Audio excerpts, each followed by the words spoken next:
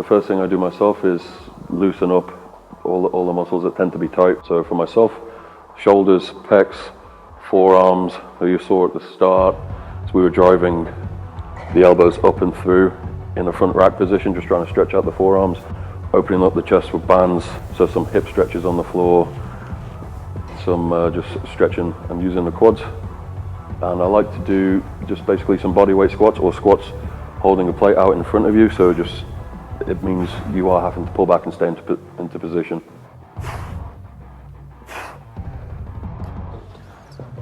So the squat session will always start with an empty bar for a couple of sets. As we're going through warm-ups, depending on what the top sets are for the day, I like to do about 5 or 6 warm-ups through different weights. So you may take 40 to 60 kilo jumps. For myself, say if someone's max squat is 160 and their working weight for the day is 120, I wouldn't recommend jumping up 40 or 60 kilo between warm-up sets. So it's probably somewhere around 20 to 30 kilo. So you're still getting enough warm-up sets to kind of feel through the weight and feel a little bit of weight. If you're taking 2 fewer warm-ups, say you do 2 and then you're straight into a top set, more often than not, that first set that you do, that weight's going to feel really heavy on your back because you're not accustomed to it. So 5 to 6 warm-ups I feel is kind of like the sweet spot. As I say, I'll start off with 60 kilo, may go 100 or 120, up to 160, 180, 240, 280 or 300, and then whatever we're at for working sets, depending on the rep ranges for the day. So with the heavy squats, I'll tend to do a couple of working sets, maybe 3, and it can vary greatly depending on what kind of phase you're in with training. Maybe some days where if you're deep into an off season, you're not lifting super heavy weights, where you'll be keeping the reps higher, maybe on a variation. But let's say we're doing a competition squat, we do 2 to 3 sets, keeping the weights moving well. You don't want to be breaking down in technique at any point, and I like to save a couple of reps in the tank. So if you're talking RPE 7, RPE 8, after the main heavy work is done with your squats, I mean, it does take the majority of time and the majority of your energy. Let's say you're putting your focus into the heavier squats, you'll be taking maybe 10 up to 15 minutes between your top sets. Secondarily, more often than not, I like to work on a secondary squat.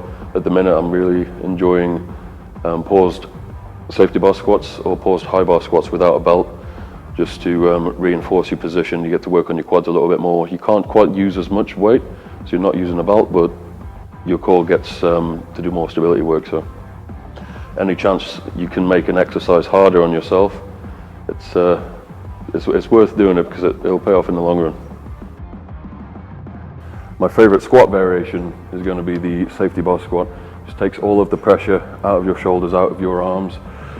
It allows you to stay a little bit more upright, but as the bar weight tends to get heavier, it wants to curl you over. So typically if you have a weak upper back and it shows in a squat, if you're squatting and you tend to fail, here, this is how you're going to target that, whilst hitting the quads pretty damn hard as well.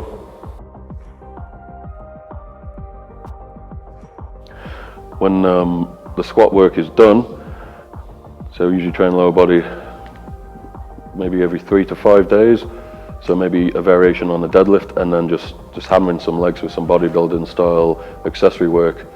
Personally, I love split squats done with dumbbells or a safety bar.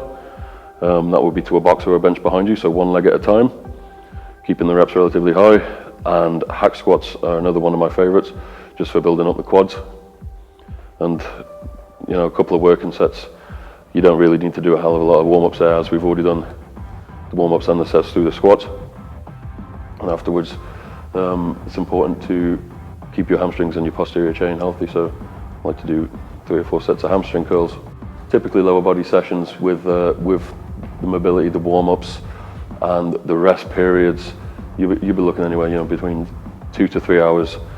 The heavier sessions, the longer sessions, they tend to take a lot longer and take a lot more out of you, so it may be wise to incorporate your accessories on a separate day if you want to focus on the main work.